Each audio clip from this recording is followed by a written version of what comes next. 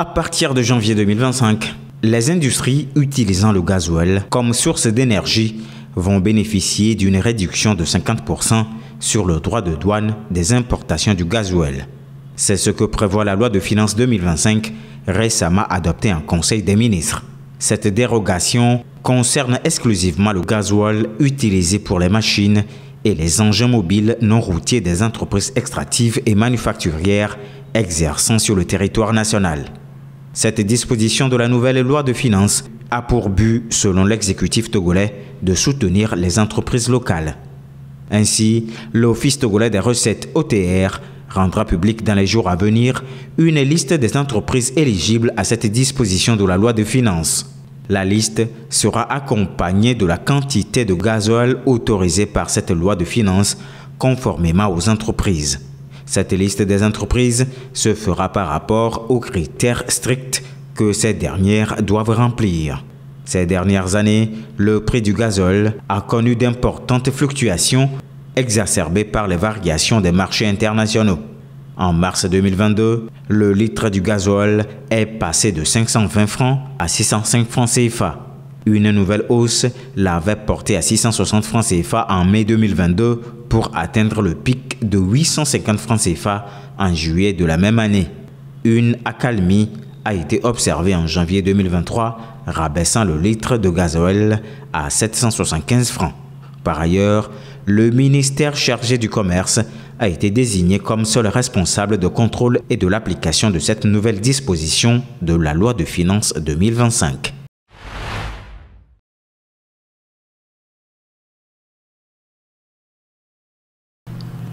Le Togo fait face, depuis plusieurs années, à des inondations récurrentes qui perturbent la vie des populations et endommagent les infrastructures.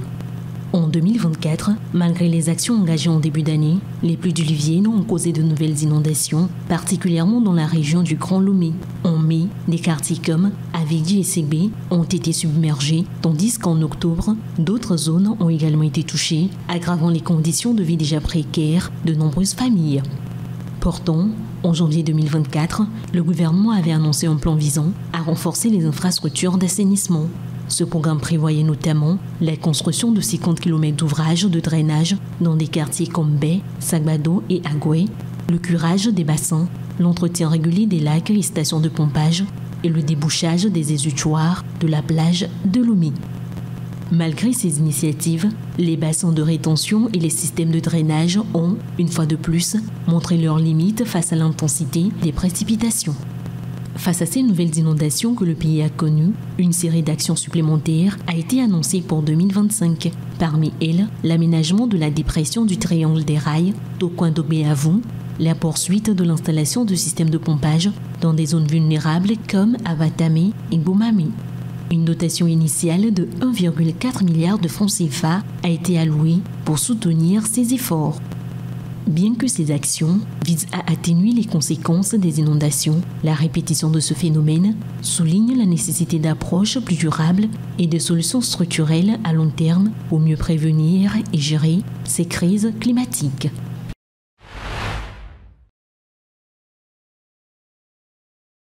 Le marché boursier africain est en pleine mutation pour ses pas des avancées technologiques et des dynamiques socio-économiques en constante évolution. Alors que les places boursières traditionnelles peinent à capter une part significative des investisseurs locaux, de nouveaux acteurs comme les cybertraders et les influenceurs transforment les pratiques d'investissement et attirent une jeunesse de plus en plus connectée. Cette évolution reflète une tendance mondiale où la digitalisation simplifie l'accès aux marchés financiers. Pourtant, en Afrique, cette transition reste entravée par des défis structurels, manque de connaissances financières, infrastructures technologiques inégalement développées et fragmentation des économies régionales. Pour relever ces défis, des leviers clés se dessinent. D'abord, l'éducation financière est essentielle pour démocratiser l'accès à la bourse et inciter davantage d'Africains à investir. L'innovation technologique, avec des plateformes accessibles et des outils adaptés aux réalités locales, pourrait stimuler une participation plus large. Une meilleure intégration continentale dans l'esprit de la zone de libre-échange continentale africaine permettrait de renforcer la compétitivité et d'unifier les marchés. Par ailleurs, l'adoption des principes ESG, environnementaux, sociaux et de gouvernance, offre une opportunité unique d'attirer des capitaux étrangers tout en alignant les stratégies des entreprises africaines sur des objectifs durables. En adaptant leur modèle aux exigences contemporaines, les bourses africaines pourraient non seulement dynamiser leur économie locale, mais également s'imposer comme des acteurs clés dans l'économie mondiale. Sommet Italie-Afrique, sommet Afrique-Corée du Sud, sommet Indonésie-Afrique, sommet Chine-Afrique, sommet Russie-Afrique, sommet États-Unis-Afrique. Voilà quelques-unes des grandes rencontres qui avaient réuni les pays africains avec les puissances occidentales et les pays émergents au cours de l'année 2024. Cependant, une question se pose. Quels sont les impacts de ces sommets sur l'industrialisation et le développement dans les pays africains participants de ces sommets? Cette question, non moins pertinente, a intéressé aussi l'agence Ecofin qui a décidé d'y voir un peu plus clair. Dans un rapport sur ces sommets, l'agence fait ressortir que tous ces sommets se sont soldés par des annonces de financement et des signatures d'accords pour plusieurs milliards de dollars. Sommet Italie-Afrique, 6 milliards. Sommet Corée du Sud-Afrique, 24 milliards. 3,5 milliards en Indonésie et le sommet Chine-Afrique a promis plus de 50 milliards d'investissements en Afrique. Pour l'agence Ecofin, les accords signés lors de ces sommets s'alignent essentiellement sur les priorités stratégiques et géopolitiques des pays hôtes. En exemple, la Chine préfère investir dans les infrastructures et le commerce. Même si ces investissements combleront le déficit en Afrique, ils préparent le projet chinois des nouvelles routes de la soie.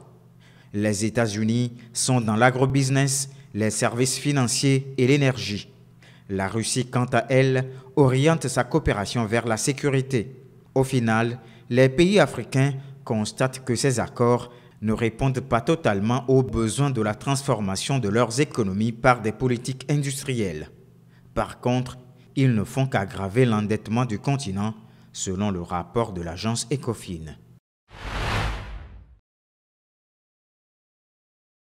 Le mot d'ordre de défiance envers la transition militaire lancée par les forces vives ne convainc pas toute l'opposition. Le premier responsable du mouvement populaire démocratique de Guinée, Siaka Barry, plaide quant à lui pour l'ouverture d'un dialogue inclusif. Les forces vives qui disent ne pas reconnaître la junte à l'issue de la période de transition de 2 ans qui arrivait à échéance le 31 décembre, nous comprenons cette position-là. Bien que dans les faits, nous savons que la junte est là, elle est à la manette, elle est au pouvoir. Et nous ne souscrivons pas à la même démarche ni à la même stratégie des forces vives qui consiste à organiser des manifestations de rue, à faire sortir les populations dans la rue pour réclamer le départ de la junte de cette façon. Non. Pour Siaka Barry, la CEDEAO porte une part de responsabilité dans la prolongation de la transition en Guinée. Le programme élaboré avec les autorités militaires aurait dû aboutir le 31 décembre dernier à un chronogramme électoral clair permettant de baliser le retour à l'ordre constitutionnel. Mais aujourd'hui, que rien n'a été fait. La CEDEAO est muette, elle est sourde, elle est aveugle. Nous ne la voyons pas. Voilà pourquoi nous demandons au reste de la communauté internationale de prendre son bâton de pèlerin, de venir à la porte de tous les autres acteurs pour que nous nous asseyions pour redéfinir cette fois-ci de façon inclusive le reste de la transition. Pendant ce temps, dans le pays, les voix dissidentes continuent d'être réprimées. C'est le cas notamment de l'opposant Aliouba, président du mouvement démocratique libéral. Aujourd'hui, la liberté d'expression est devenue une denrée rare dans notre pays. On ne s'exprime plus librement.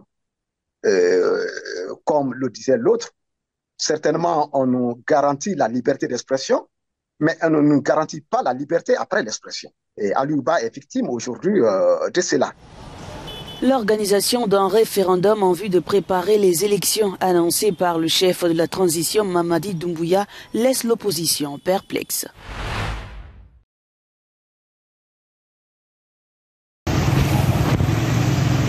Au Tchad, une attaque ciblant le palais présidentiel à N'Djamena ce mercredi a fait 19 morts. Selon le gouvernement, les assaillants, qui auraient agi sous l'effet de drogue, ont été neutralisés. 18 d'entre eux ont été tués et 6 arrêtés.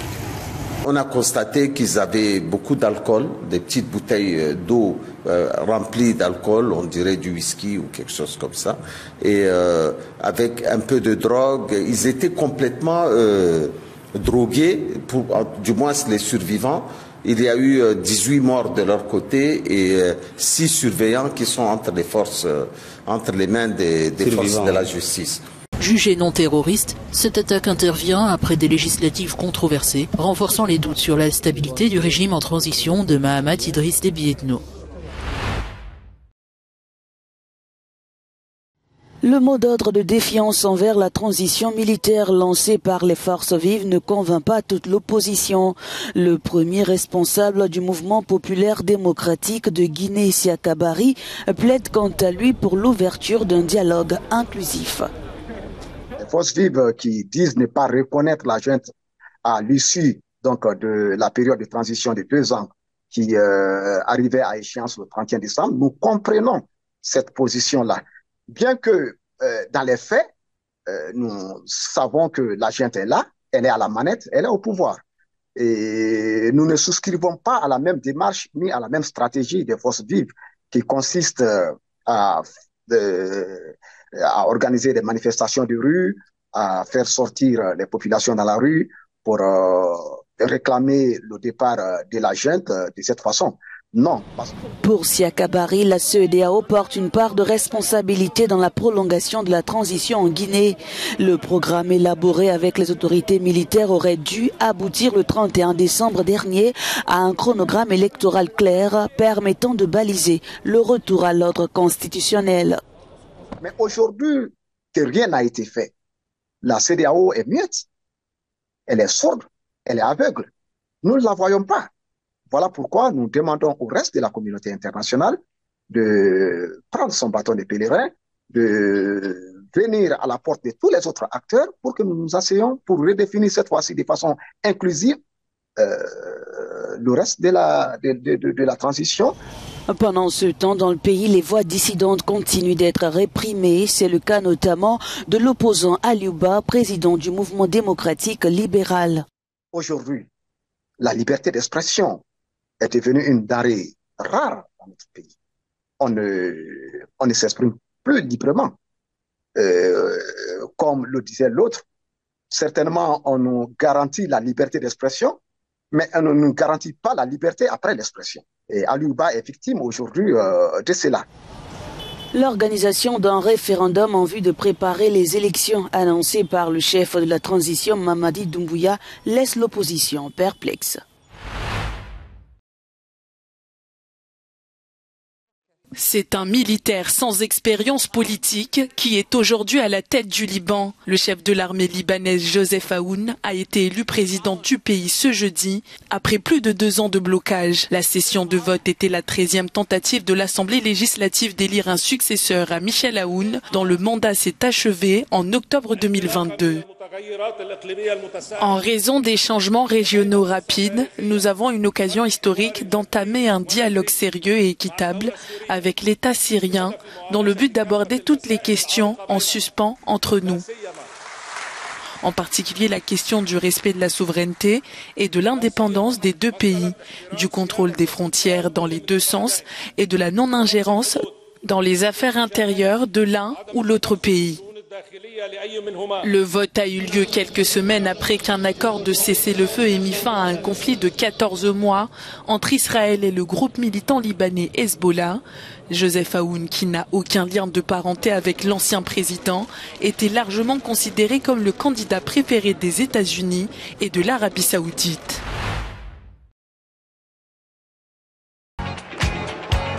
Le pape François a consacré sa toute première catéchèse de 2025 au sort des enfants. Profitant du spectacle Cirque Africa donné à Rome par une troupe de cirque sur le thème de l'Afrique, le souverain pontife a dénoncé mercredi le fléau du travail des enfants ainsi que d'autres abus sur les tout-petits, avec un appel à la responsabilité de tous. nome del Padre, del Figlio e dello Spirito Santo. Decido dedicare questa e la prossima catechesi. Je voudrais dédier cette catéchèse et la suivante aux enfants et réfléchir en particulier sur le fléau du travail des enfants. En effet, aujourd'hui, nous savons tourner nos yeux vers Mars ou vers les mondes virtuels, mais nous avons du mal à regarder dans les yeux d'un enfant qui a été laissé en marge et qui est exploité et maltraité. Che è stato lasciato al margine e che viene sfruttato e abusato.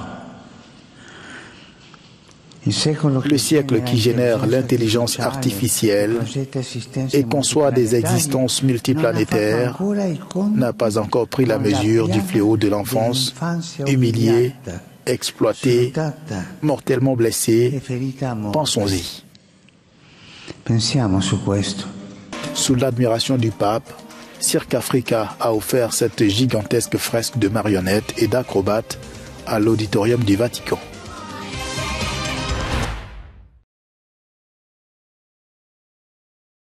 Faire du snowtubing ou de la glissade sur neige dans un parc de Minnesota aux États-Unis tout en étant voilé, c'est possible pour les membres du groupe de Nasrin Habib. La jeune américaine d'origine somalienne a lancé une initiative pour promouvoir les activités de plein air auprès des femmes musulmanes, une communauté qui peut parfois se sentir exclue. La principale raison pour laquelle je sors, c'est la thérapie par la nature. Je souffre d'une grave dépression saisonnière. Je suis extravertie, je ne peux pas m'imaginer enfermée entre quatre murs sans être dehors. Inquiète pour sa sécurité en tant que femme voilée mais déterminée à sortir, Nasrin Habib a sauté le pas en créant un groupe de randonnée il y a 3 ans. L'hiver est l'une des saisons les plus difficiles pour inciter notre communauté à sortir. La majorité d'entre nous est d'origine africaine et nous venons de climats très chauds. Son projet Amanarek s'est développé et compte aujourd'hui plus de 700 membres. Je n'ai jamais fait de snowtubing. J'ai toujours voulu le faire, mais je n'en ai jamais eu l'occasion. Alors quand Nasrin m'a tendu la main, je me suis dit fonce. J'ai l'impression d'avoir toujours voulu faire du plein air, mais je n'avais pas vraiment ce genre de personnes qui aimaient les activités de plein air autour de moi. Le fait d'avoir autour de moi des femmes qui ont le même état d'esprit que moi rend les choses beaucoup plus simples. Il existe un groupe réservé aux femmes musulmanes pour plus de fraternité et de modestie. En plus des sorties hebdomadaires, des voyages et des formations sont également proposés.